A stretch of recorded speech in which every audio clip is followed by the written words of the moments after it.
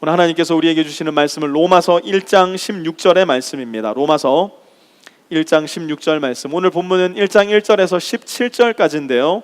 오늘 지난주에 이어서 1장 16절 말씀만 함께 합독하도록 하겠습니다. 말씀을 찾으신 분들은 자리에서 다 일어나셔서 1장 16절 말씀, 한 절 말씀 우리 한 목소리로 합독하도록 하겠습니다. 함께 읽습니다. 나는 복음을 부끄러워하지 않습니다.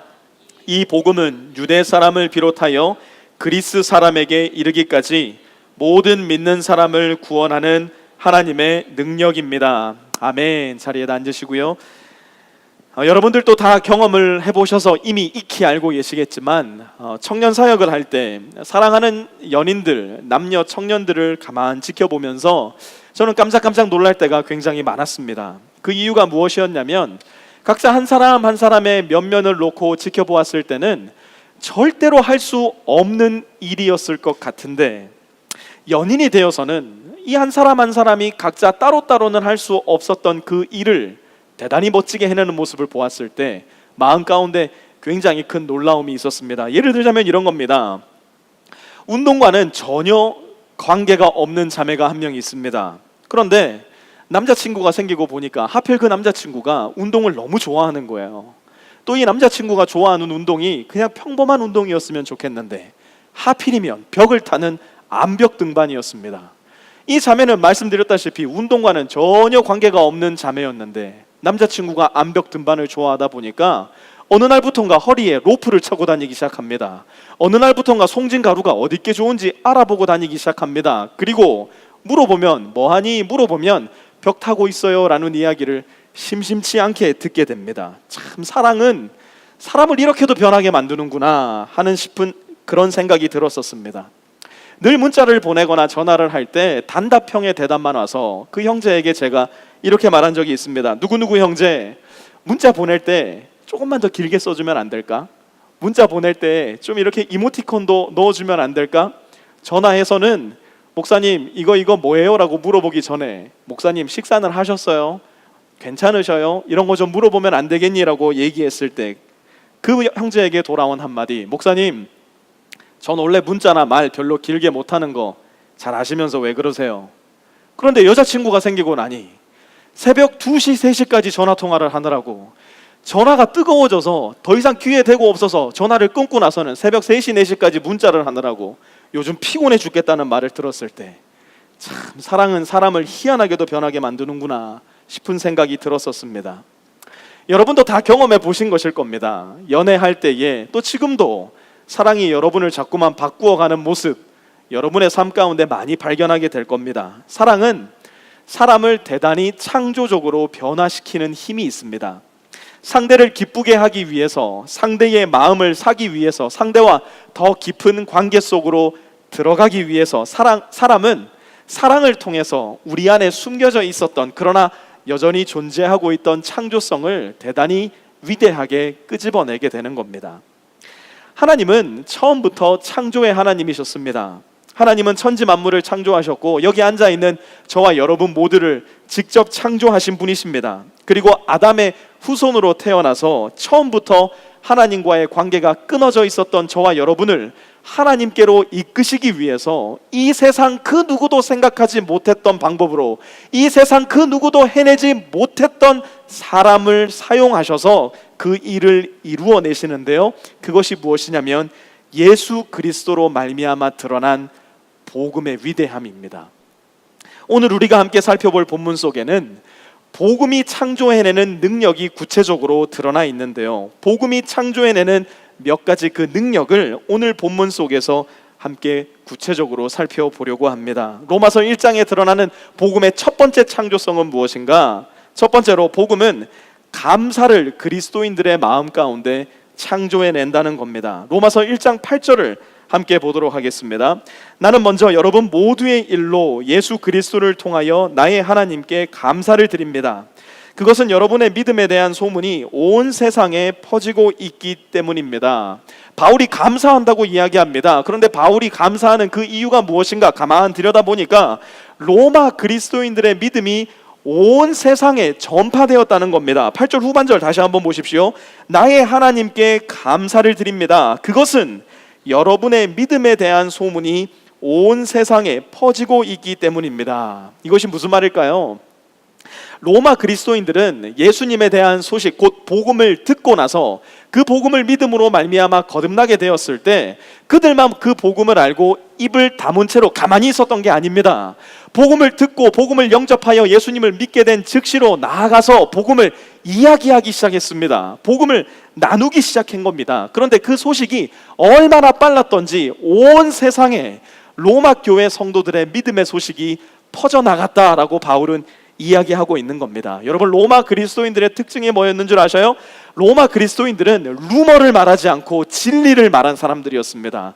로마 그리스도인들의 특징은 서로의 믿음을 자랑할 뿐만 아니라 그들의 믿음의 근원 대신 예수 그리스도의 복음을 자랑했던 사람들이었습니다. 그러니 그들의 믿음이 온 세상에 전파될 수밖에 없죠. 그런데 바울은 그들의 믿음이 온 세상에 전파된 것을 놓고 어떻게 말하느냐? 나의 하나님께 감사를 드립니다 라고 이야기합니다. 왜 바울은 그들의 믿음에 대해서 그들에게 고맙다고 이야기한 것이 아니라, 그들에게 감사하다고 이야기한 것이 아니라 하나님께 감사하다고 말할 수밖에 없었는가? 이유는 간단합니다. 로마인들이 가지고 있었던 그들의 믿음의 근원과 원인은 그들의 열심이나 그들의 노력이 아니라 바로 하나님께서 베풀어 주신 은혜였기 때문입니다.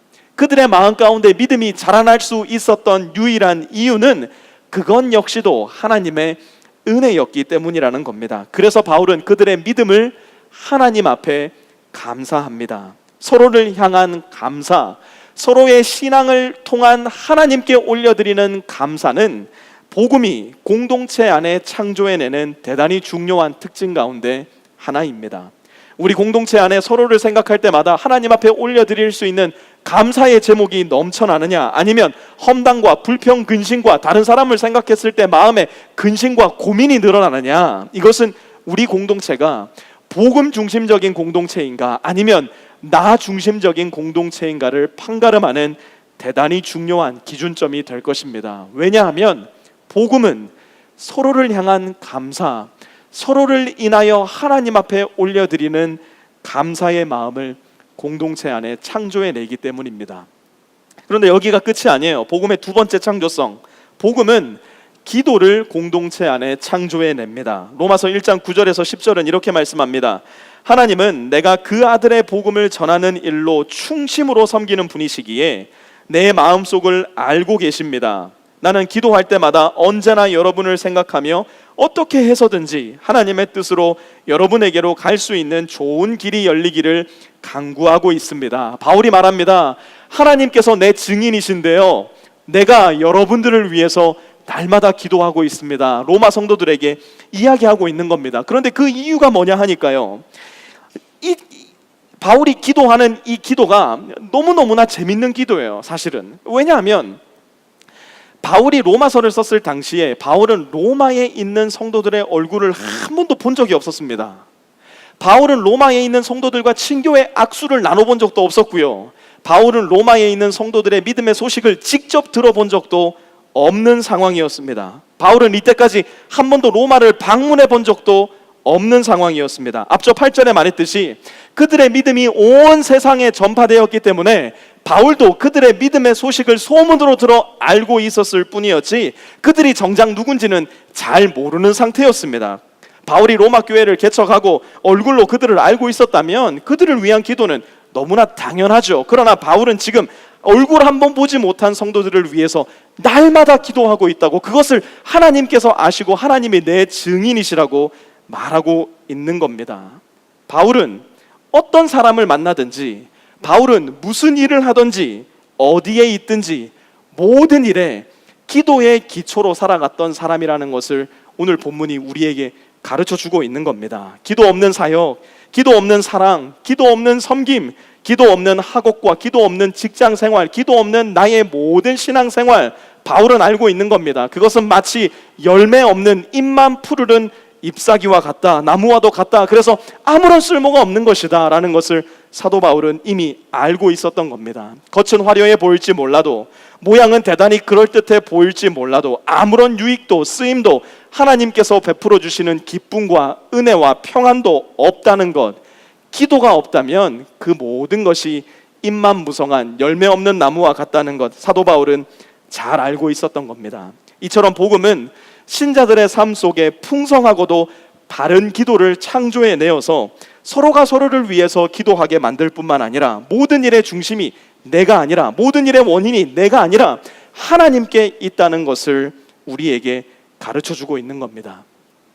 이어서 세 번째로, 복음은 그리스도인의 삶 가운데 깊은 관계를 창조해냅니다.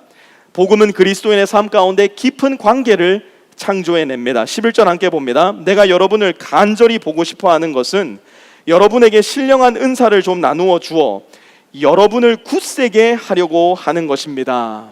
바울은 로마 성도들을 보기를 간절히 원했습니다. 뿐만 아니라 로마 성도들에게 신령한 은사, 곧 spiritual gift를 나누어 주기를 원했습니다. 그 은사가 무엇이었는지는 본문에서 정확하게 이야기하고 있지 않기 때문에 구체적으로 알 수는 없지만 목적만큼은 분명합니다. 11절 후반절에 보니까 뭐라고 말합니까? 여러분을 굳세게 하려고 하는 것입니다. 사도 바울은 자기 자신의 시간과 노력과 에너지와 모든 자원을 다 소비해서라도 로마 성도들이 거듭난 신앙에 머무는 것이 아니라 그들의 믿음을 굳세게 만들기를 원했던 겁니다. 그런데 거기가 끝이 아니에요. 12절 함께 봅니다.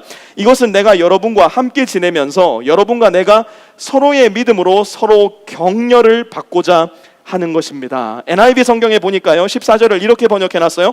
You and I may be mutually encouraged by each other's faith. 서로가 믿음으로 격려하자는 거예요. 그런데 여러분 한번 생각해 보십시오. 사도 바울이 어떤 사람입니까? 로마 교회에 있어서, 이방인에게 있어서 사도 바울의 존재가 어떠했을지 한번 생각해 보시기 바랍니다. 베드로가 유대인을 위한 대표적인 사도였다면 사도 바울은 이방인을 위한 대표 사도인데 아직 얼굴도 한번 못 봐. 그 교회 사정이 어떤지도 잘 몰라. 신앙이 얼마나 깊은지, 얼마나 성숙했는지도 잘 모르는 이 신생교회, 로마 교회의 성도들에게 이방인의 대사도인 사도 바울이 부탁하는 거예요. 뭐라고요? I need your help. I need your prayer. I need your encouragement. 사도 바울쯤 됐으면 신생교회의 도움 없이도, 신생교회의 격려 없이도, 신생교회의 기도 없이도 얼마든지 사역을 잘 해나갈 수 있었을 텐데 사도 바울은 그렇지 않았어요. 사도 바울의 말을 한번 잘 들어보세요. 로마 교회 성도님들, 저 역시도 여러분의 도움이 필요합니다. 저 역시도 여러분의 격려가 필요하고, 저 역시도 여러분에 의해서 세임을 얻어야지만 계속해서 하나님의 일을 해나갈 수 있는 사람입니다. 이것이 무슨 뜻일까요? 복음은 성도들 간의 관계에 있어서 피상적인 관계를 넘어서서 깊은 관계 속으로 성도들을 이끌어 간다는 말입니다. 여러분, 기독교 신앙은 타 종교와는 철저히 다릅니다. 그 다름 중에 하나가 무엇이냐? 기독교 신앙은 기독교 지도자를 저 멀리 앞에 세워놓고 당신은 거의 완전한 사람이니 앞에서 가시고 우리는 뒤따라 가겠습니다 라고 말하는 그런 신앙이 아닙니다.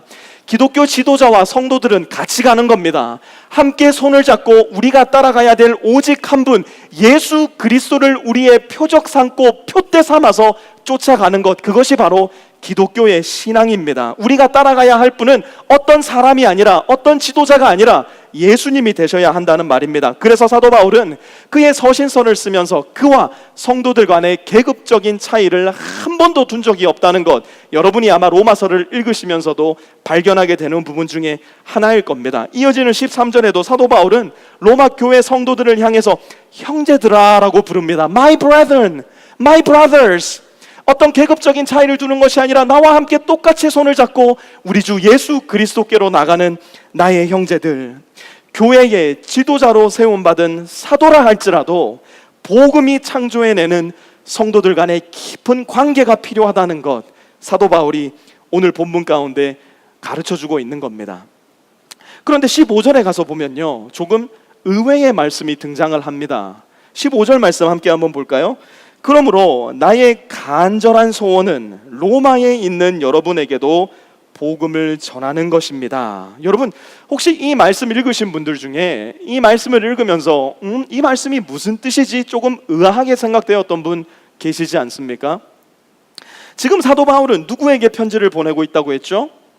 로마라는 대도시에 있는 성도들에게, 예수 그리스도의 복음을 듣고 믿어 거듭난 성도들에게 편지를 보내고 있는 겁니다. 그런데 그 성도들을 향한 사도 바울의 소원이 무엇인가 가만 보니까 로마에 있는 여러분에게도 다름이 아니라 복음을 전하는 일이 나의 소원입니다 라고 이야기를 합니다. 아니, 이미 로마 성도들은 복음을 듣고 거듭났다니까요. 이미 성도가 되었다니까요. 그래서 그들의 믿음의 소문이 온 세상에 퍼질 정도로 그들의 믿음이 단단하고 견고했다니까요. 그럼에도 불구하고 사도 바울이 말하고 있는 것이 뭐냐? 나의 소원이 하나 있는데 로마에 있는 여러분에게도 복음을 전하는 것입니다. 도대체 왜 사도 바울은 이미 복음으로 말미암아 변화되고 복음으로 말미암아 복음을 또다시 전하고 있는 로마 성도들을 향해 복음을 전하려고 했는가? 이유는 간단합니다. 잘 들으세요. 복음은 듣고 또 듣고 또 다시 들으며 또 다시 새롭게 들어야 되는 능력의 말씀이기 때문입니다. 사도 바울이 로마 교회 성도들에게 복음을 전하고자 했던 유일한 이유는 무엇이냐? 그들이 복음을 몰랐기 때문이 아니에요. 복음은 듣고 또 다시 들으며 또 다시 새롭게 들어야 되는 하나님의 능력이기 때문입니다. 바울에게 있어 중요한 것은 사람이 예수님을 믿고 구원받아 천국 가는 것, 그것만이 아니었습니다. 거기가 끝이 아니었어요. 로마서 1장 5절에 보니까요, 바울이 사도가 되어 받은 사명을 설명해 주는데 로마서 1장 5절 다 같이 한번 봅니다. 우리는 그를 통하여 은혜를 입어 사도의 직분을 받았습니다. 그것은 우리가 사도들이 그 이름을 전하여 모든 민족이 믿고 순종하게 하려는 것입니다. 모든 민족이 믿을 뿐만 아니라 순종하게 하려는 것입니다. 바울은 복음의 능력을 분명히 알고 있었습니다. 바울은 이미 그 자신의 복음의 능력을 너무나 많이 경험하고 체험한 사람이었습니다. 바울은 복음이 단순히 나의 영혼을 하늘나라로 인도하는 것에서 그치는 것이 아니라 오늘 바로 지금 여기에서 내 삶과 생각을 바꾸는 능력이 있다는 것, 그의 삶으로서 경험하고 증언할 수 있는 사람이었습니다. 그래서 그가 계속해서 복음을 전한 이유가 뭐냐? 그것은 바로 성도들이 단순히 복음을 듣고 그 자리에 머물러 앉아 있는 것이 아니라 그들의 삶 가운데서 복음이 가지고 있는 능력으로 말미암아 그들의 삶의 방향이 바뀌게 되고 그들의 삶의 생각이 바뀌게 되며 그들의 삶의 가치관과 목적까지도 바뀜으로 말미암아 하나님 앞에 늘 순종하는 성도들을 만들어내는 것이었습니다. 무슨 말인가? 복음은 우리의 삶 속에 순종을 창조해낸다는 말입니다. 복음은 저와 여러분의 삶 가운데 순종을 창조해낸다는 겁니다. 복음은 단순히 우리를 천국으로 이끄는 것이 아니라 매일매일 우리의 일상의 삶 가운데 순종으로 하나님과의 깊은 관계를 창조해 나간다는 것입니다. 사랑하는 성도 여러분, 하나님께서는 저와 여러분을 죄와 죽음의 속박에서 풀어내시기 위해서 하나님의 독생자 아들 예수 그리스도를 이 땅에 보내실 만큼 무한한 값을 이미 지불하신 분이십니다. 그 값으로 말미암아 우리가 구원받은 하나님의 자녀들이라면 이제는 우리의 삶으로서 무한한 값을 지불해 내어서 하나님 앞에 순종해 내야 하는 기쁨과 즐거움이 그리스도인의 삶 가운데 있다는 것, 우리는 기억하고 있어야 됩니다. 그것은 나의 투철한 노력과 결단에서 비롯되는 것이 아니라 복음의 풍성한 은혜에서 비롯되는 것이기 때문에 구원 얻은 우리 역시 날마다 복음의 메시지가 필요하다는 겁니다. 아니, 오히려 구원받은 성도가 더 많이 하나님 안에 머물러 있는 삶을 살기 위해서는 우리에게 필수적인 것, 복음을 듣고 또 다시 들으며 또 다시 새롭게 들어 우리 마음속 깊은 갈망과 자유로부터 하나님 앞에 순종의 삶을 살아가야 한다는 겁니다. 자, 그렇다면 도대체 복음이 무엇이었기에, 또한 도대체 복음이 무엇이기에 사도 바울은 그 먼 거리를, 그 긴 시간을, 그 위험한 여행을 하면서도 로마 성도들에게 복음을 전하고자 했는가? 복음을 향한 사도 바울의 대전제는 이것입니다. I am not ashamed of the gospel. 저는 복음이 부끄럽지가 않습니다. 저는 복음을 부끄러워하지 않습니다. 1장 16절 초반절만 함께 봅니다. 이렇게 말씀합니다. 나는 복음을 부끄러워하지 않습니다. 이것이 우리의 고백으로 되려는 소망을 가지고 다시 한번 같이 읽어봅니다. 시작. 나는 복음을 부끄러워하지 않습니다. 아니, 누가 사도 바울에게 얘기한 것도 아닌데, 당신 복음을 부끄러워하시오? 라고 물어본 것도 아닌데, 사도 바울이 느닷없이 이렇게 말한 이유가 무엇일까요? 당시 헬라 철학의 깊은 영향력 아래 있었던 로마 사람들에게 있어서 예수 그리스도라는 이 한 사람, 그리고 이스라엘이라는 이 작은 한 속국, 거기에서도 갈릴리라고 명칭되는 깡촌 중에서도 깡촌, 거기서 나온 예수님이라는 목수 이야기는 사실 어딘가 매력적이지 않은 이야기임에 틀림이 없었을 겁니다. 뿐만 아니라 이 목수 예수님이 어디서 어떻게 됐는가 가만 보니까 십자가에 못 박혀 죽었다는 겁니다. 로마 사람들은 그 당시에 시민권만 있으면 아무리 흉악한 죄를 지었더라도 십자가에 못 박아 죽지 않을 만큼 십자가형은 가장 치욕적이면서 가장 고통스러운 정치범이나 혹은 범죄자들을 처벌하는 도구였기 때문에 십자가에 달려 돌아가신 예수님 이야기는 그들에게 매력적으로 들릴 리가 없었을 겁니다. 거기에 더해서 철학과 문화와 사상이 가장 극도로 발달해 있었던 그 로마 시대에 부활이라니요, 그리고 몸으로 살아나서 사람들을 직접 만났다니요, 이것이야말로 너무나 신화와 같은 이야기라 사람들의 마음에 많은 거리낌을 주었던 소식이었습니다. 그러니 많은 사람들이, 심지어 예수님을 믿는다고 고백하는 사람들 중에서도 복음을 나누기가 왠지 거리껴지고 복음을 이야기하기가 왠지 부끄러워지는 시대적 상황이 분명히 그 시대에 있었던 겁니다. 그러면 한번 여러분 생각해 봅시다. 저와 여러분이 살아가는 오늘 이 시대는 복음을 어떻게 받아들입니까? 저와 여러분이 살아가는 이 시대 안에서 그리스도인으로 살아가는 저와 여러분은 복음을 어떻게 생각하고 계십니까? 자본주의와 다원주의와 포스트 모더니즘을 넘어서서 이제는 포스트 트루스의 시대를 살아가는 우리에게 있어 오직 한 분 예수 그리스도로 말미암아 구원받을 수 있다는 그 복음의 소식은 도대체 어떻게 들리고 있습니까? 그다지 매력적이지 않을 뿐만 아니라 솔직히 더 정직하게 이야기 한번 해볼까요? 이 복음의 소식은 부끄러운 소식입니다. 이 복음의 소식은 이 시대 안에서 너무나 부끄러운 소식입니다. 내 옆에 있는 친구가, 나와 함께 직장 생활을 10년 넘게 한 직장 동료가 나와 우정을 계속해서 쌓아왔지만 나의 입술을 통해 복음을 한 번도 듣지 못한 이유, 우리가 이 시대와 이 문화에 휩쓸려 우리도 모르는 사이에 복음의 메시지를 부끄러워하고 있는 것은 아닌지 우리의 마음을 잘 되돌아보아야 할 것입니다. 그렇기 때문에 오늘 본문은 우리에게 있어 너무 중요합니다. 바울은 그러한 환경 가운데 있었던 로마 사람들임을 너무 잘 알았기 때문에 아예 처음부터 자기 패를 다 끄집어내어서 보여주고 시작하는 겁니다. 나는 이 시대적 상황이 어떻든지 간에 관계없이, 여러분들이 복음의 메시지를 듣고 어떤 생각을 하든지 간에 관계없이 나는 복음의 능력을 경험해 보았기에 I am not ashamed of the gospel. 저는 복음이 부끄럽지 않습니다. 담대하게 선포하고 있는 겁니다. 그리고 그 이유를 사도 바울은 이렇게 설명합니다. 첫 번째, 복음은 구원을 주시는 하나님의 능력이기 때문입니다. 사도 바울이 복음을 부끄러워하지 않았던 이유, 그것은 복음은 구원을 주시는 하나님의 능력이기 때문입니다. 16절 계속 함께 보도록 합니다. 나는 복음을 부끄러워하지 않습니다. 이 복음은 유대 사람을 비롯하여 그리스 사람에게 이르기까지 모든 믿는 사람을 구원하는 하나님의 능력입니다. 본문에서는 구원과 하나님의 능력을 잘 연관지어서 여러분들이 이해를 하셔야 되는데요, 본문에서 말하고 있는 하나님의 능력은 우리가 아플 때 간절하게 기도해서 우리의 질병이 나아지는 그런 하나님의 능력이 아닙니다. 우리가 재정적으로 너무 힘들어서 하나님 도와주세요, 이 재정적인 어려움을 극복하게 해주세요 기도해서 하나님이 기적적으로 우리의 상황을 고쳐주신 그런 능력도 아닙니다.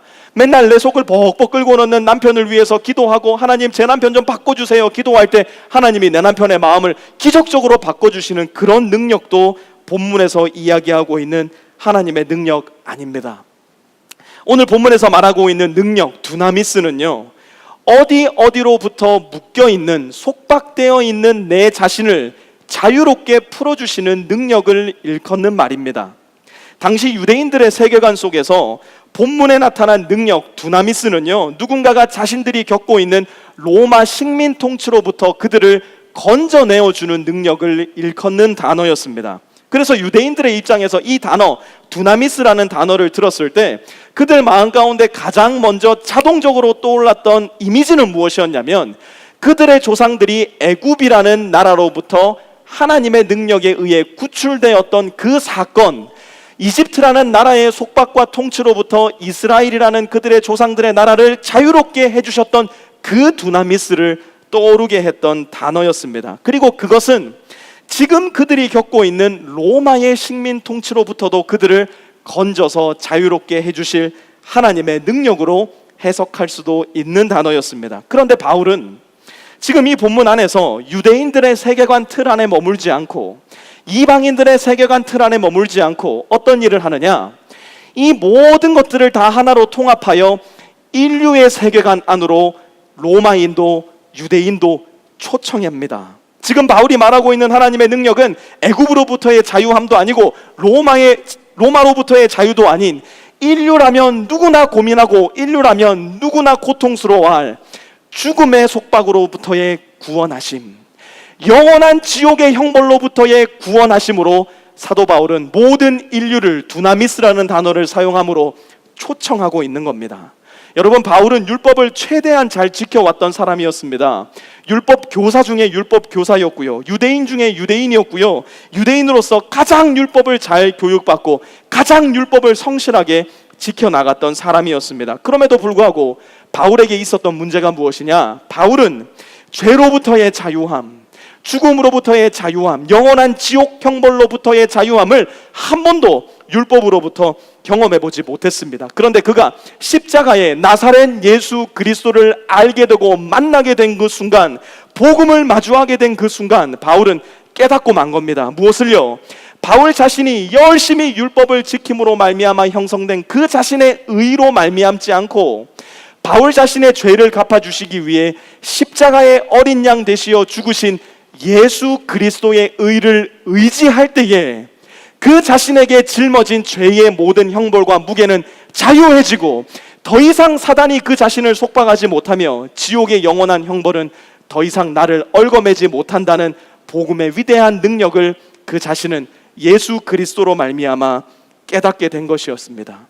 죽음으로부터 날 자유케 해주신 예수님, 영원한 지옥의 형벌로부터 날 구원해 주신 그 복음을 자랑하지 않는다면 도대체 무엇을 자랑할 수 있겠는가? 사도 바울은 오늘 본문 가운데 로마 그리스도인들에게 선포하고 있는 겁니다. 복음이 부끄럽지 않은 두 번째 이유, 그것은 바로 복음은 강제적이지 않기 때문입니다. 복음은 강제적이지 않습니다. 16절 계속 다시 한번 보면요, 이 복음은 모든 믿는 자에게 라고 사도 바울은 이야기합니다. 바울이 경험한 율법은 무조건적이고 강제적이고 천편일률적인 것이었습니다. 지키지 않으면 불안하고 좌절되고, 내가 지켰는데 남이 지키는 거 보지 않으면 그 사람을 향해서 비난하고 정죄하고 비판하게 되는 것, 그것이 바로 강제적인 율법의 특징이었습니다. 그러나 복음은 그렇지가 않아요. 복음은 강요하지 않는다는 걸 사도 바울은 발견하게 된 겁니다. 복음은 억지로 사람들의 마음문을 열려고 하지 않는다는 거 사도 바울은 깨닫게 된 겁니다. 예수님도 말씀하십니다. 볼지어다 내가 문 밖에 서서 두드리노니. 예수님은 그분의 능력과 그분의 주권을 가지고 우리의 마음문을 발로 차고 들어올 수도 있는 분임에도 불구하고 복음은 강제적이지 않기 때문에 예수님 말씀하시는 거예요. 내가 문 밖에 서서 두드리노니. 지금 여기 앉아서 우리가 함께 복음을 듣고 있을 때 예수님께서는 우리 모두의 마음문 앞으로 다가가시는 겁니다. 마음문 밖에 서서 두드리시는 겁니다. 내가 너희를 위해서 나의 밥상으로 너희를 초청해 너와 더불어 먹고 너와 더불어 마시고 싶구나. 예수님께서 우리를 주님께로 초청해 주시는 겁니다. 그래서 마음문을 열고 예수님을 받아들이는 사람, 그 사람에게는 예수님이 함께 그 사람 마음에 들어가 함께 먹고 함께 마시기를 원하시는 겁니다. 무슨 말입니까? 복음은 강제가 아니라 복음은 깊은 관계를 창조해낸다는 겁니다.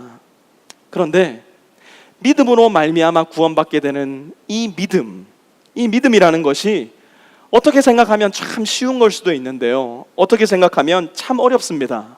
저는 많은 분들에게서 어떤 이야기를 듣게 되냐면, 목사님 정말 믿고 싶은데 믿는 것이 참 쉽지가 않습니다 라는 이야기를 자주 듣게 됩니다. 저 역시도 이 믿음이 명확하게 설명해 내기도, 명확하게 보여드리기도 참 어려운 부분 중에 하나입니다. 그런데 조금만 더 생각해 보면 이 믿음이라는 것이 반드시 어렵지만은 않은 것을 발견할 수 있는데요, 한번 잘 들어보세요. 여러분은 매일 아침 아마 샤워기 앞에 서 있는 여러분을 발견하게 될 겁니다. 샤워기 앞에 서서 물을 틀자마자 담대하게 샤워기 물 앞에 서시는 분은 이 자리에 한 분도 없을 겁니다. 왜냐하면 처음에는 물을 틀면 우리가 원하는 따뜻한 물이 나오는 것이 아니라 한동안 찬물이 나오기 때문입니다. 물을 틀고 나서 물 온도계의 방향을 찬 방향에서 따뜻한 방향으로 돌려놓고 물이 당분간은 그냥 나오도록 내버려 둡니다.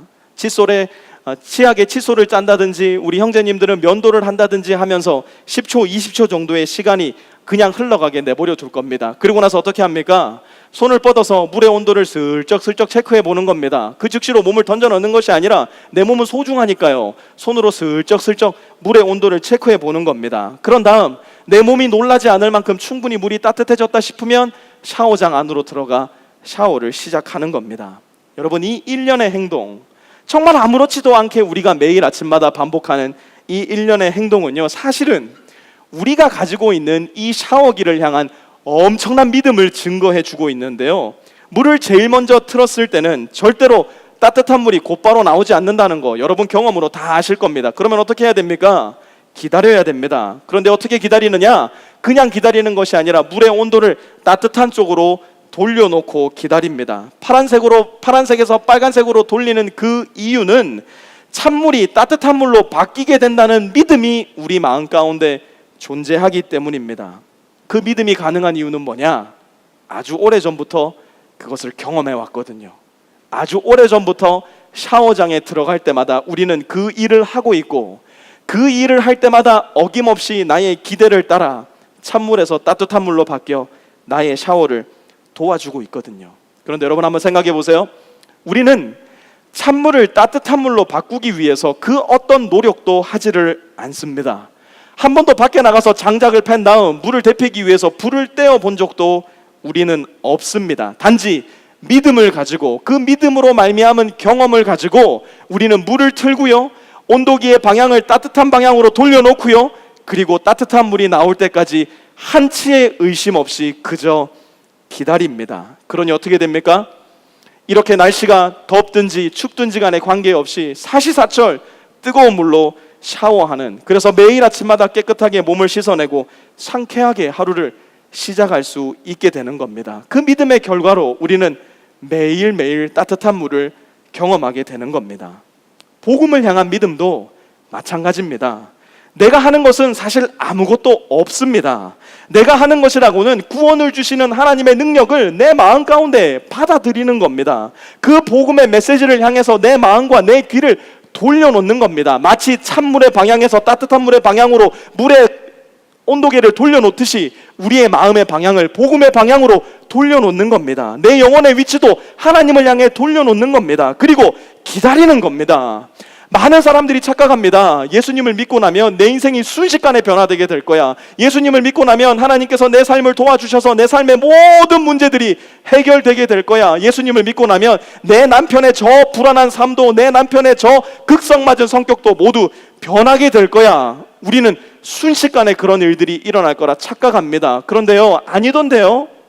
예수님을 믿어도요, 내 삶의 디테일한 작은 부분 하나하나 잘 바뀌지 않던데요. 마치 뜨거운 물 쪽으로 온도 조절을 해놓아도 즉시로 뜨거운 물이 쏟아져 내리지 않는 것처럼 예수님을 향해 내 마음을 돌려놓아도, 복음을 향해 내 눈을 돌려놓아도 그 즉각적으로 내 삶의 변화가 일어나는 것 아니던데요. 그러나 그럼에도 불구하고 마치 뜨거운 물을 돌려놓고 찬물이 나올 때 여전히 우리가 뜨거운 물을 기대하고 기다리듯이 복음을 향해 우리 마음을 돌려놓았을 때 즉각적으로 내 삶의 변화가 찾아오지 않더라도 우리는 여전히 기다리는 거예요. 복음을 향해 내 마음을 돌려놓고, 복음을 향해 내 눈을 돌려놓고, 복음을 향해 내 삶의 방향을 돌려놓고 기다리는 거예요.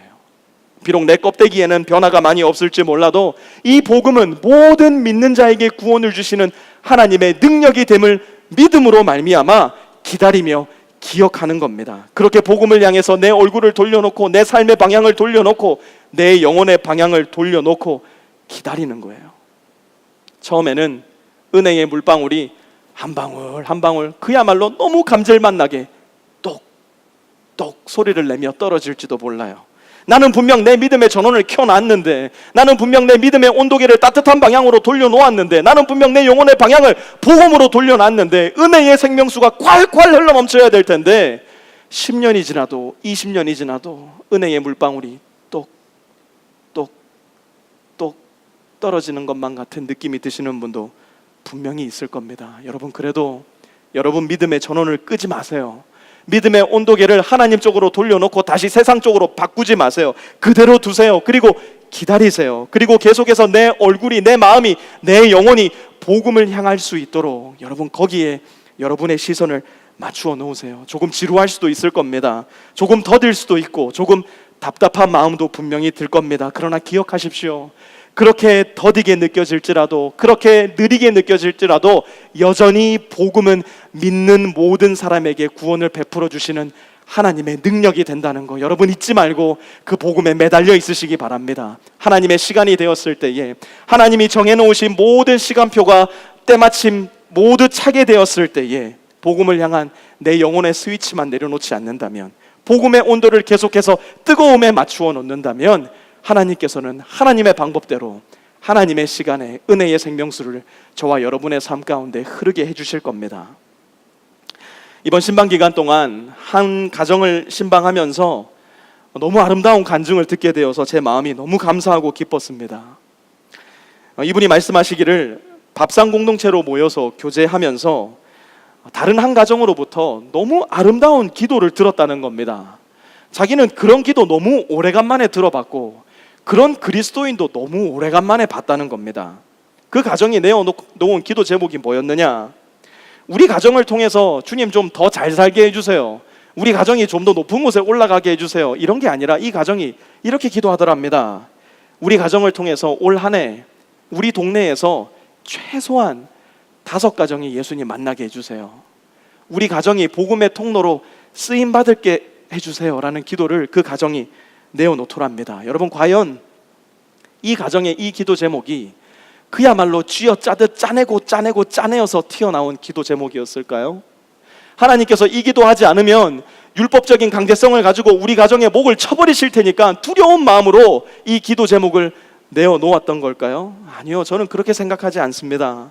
이 가정이 구원받은 은혜가 너무 커서, 이 가정에 베풀어 주신 하나님의 은혜가 너무 커서 이 은혜와 이 구원의 능력을 다른 가정도 경험했으면 해서 도저히 참을 수 없는 내 마음 안에서부터 샘솟아 나오는 그 구원의 기쁨과 은혜의 능력으로 터져 나오는 그 기도, 바로 이 가정에 내어놓은 그 기도 제목 아니었겠습니까?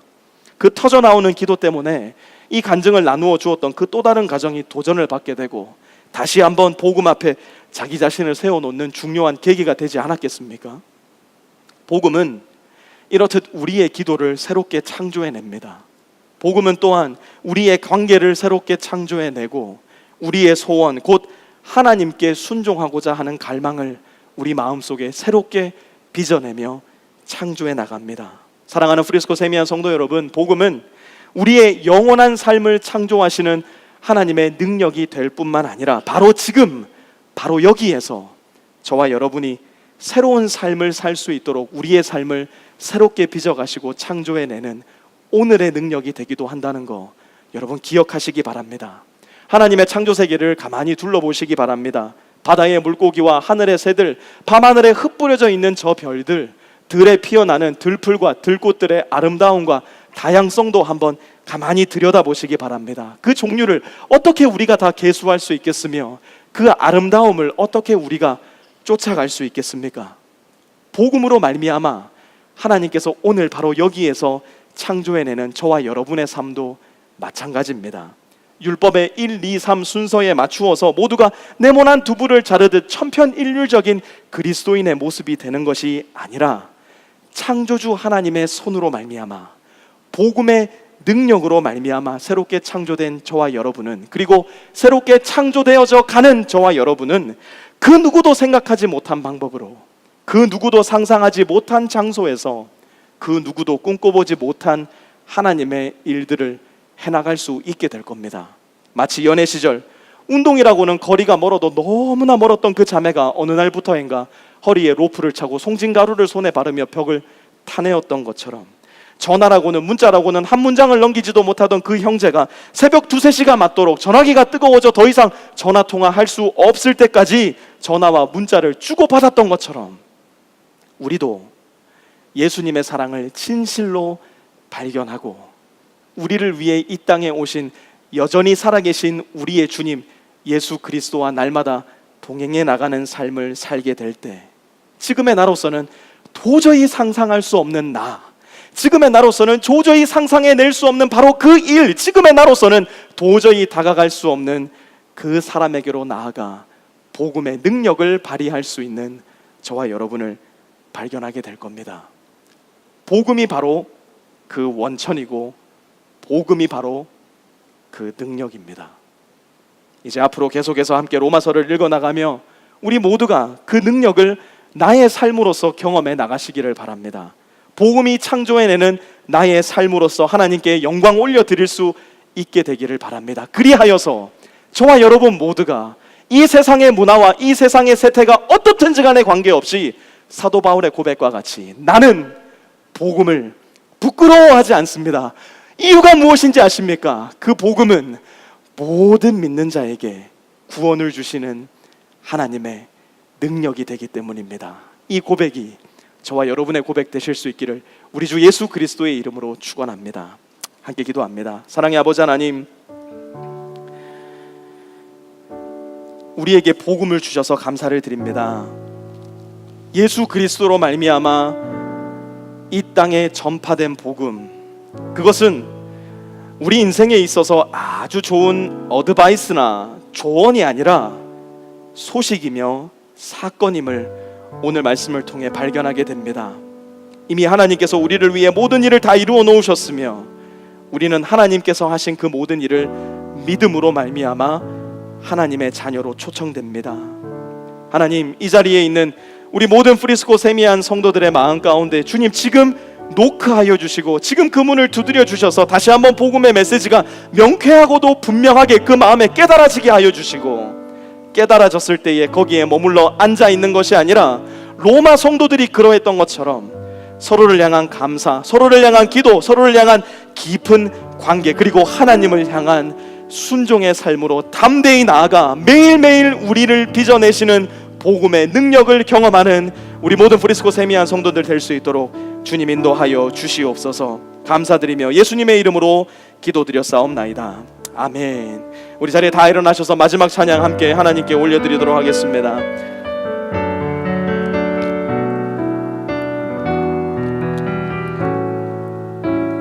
나 주의 도움 받고자, 나 주의 도움 받고자 주 예수님께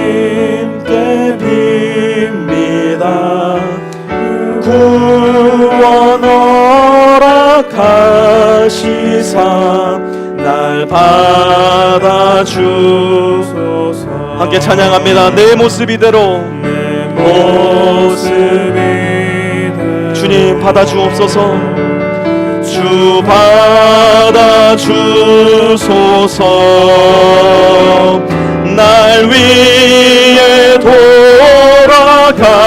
돌아가신 주 날 받아주소서. 큰 죄에 빠져 영죽을, 큰 죄에 빠져 영죽을 날 위해 피 흘렸으니 주 형상대로 빚으사 날 받아. 우리 3절 찬양합니다. 내 힘과 결심 약하여, 내 힘과 결심 약하여 늘 깨어지기 쉬우니 주 이름을 날 받아주소서. 내 모습 이대로 내 모습이 주님 우리의 모습 이대로 받아주옵소서.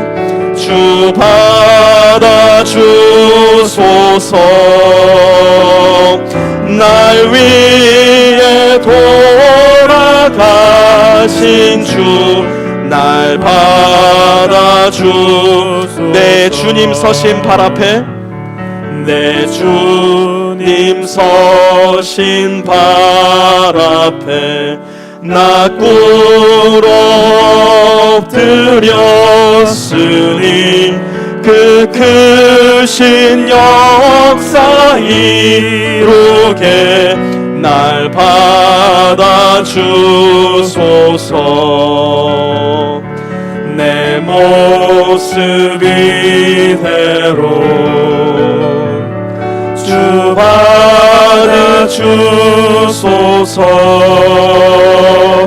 날 위해 돌아가신 주 날 받아주소서. 우리 마지막으로 고백합니다. 내 모습 이대로 주 받아주소서.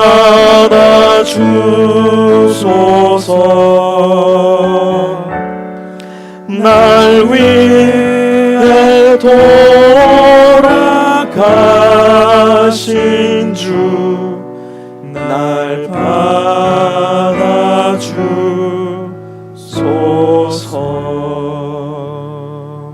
사랑의 하나님, 우리가 아직 죄인 되었을 때에, 그래서 주님의 이름을 부인하고 부정하며 주님을 모욕하고 모독하는 그때에 하나님은 우리를 먼저 사랑하셔서 우리를 위해 독생자 예수 그리스도를 보내어 주셨으니 그 사랑을 입은 자로, 그 은혜를 아는 자로 하나님 앞에 나아가 엎드려 꿇어 경배하며 주님께 감사를 드립니다.